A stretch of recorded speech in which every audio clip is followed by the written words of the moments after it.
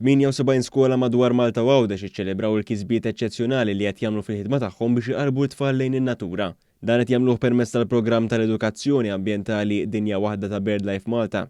Il-programm huwa mifrux fost l-istudenti tal-etajiet kollha fl-iskejjel mill-kindergarten sas-sekondarja. L-aħħar ċerimonja tal-premjazzjoni tal-programm Dinja Waħda ċċelebrat is-suċċess tas-sena skolastika 2021-2022 u saret fl-Esplora Interactive Science Center. Il-premjiet kienu bbażati fuq l-impenn lejn il-biodiversità u l-edukazzjoni għas-sostenibilità.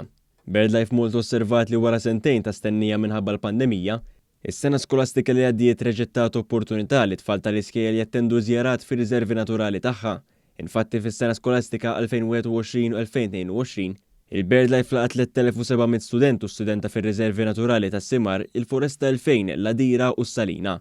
B'kollox 25 skola rrapportaw li organizzaw attivitajiet u kellhom rispons pożittiv għal programm edukattiv il-ġdid ta' BirdLife Dinja Waħda Plus. L-attivitajiet u r-riżorsi relatati ma' dan il-programm li huma mfassla apposta għal etajiet differenti kollha jinsabu online fuq is-sit elettroniku tal-BirdLife Malta.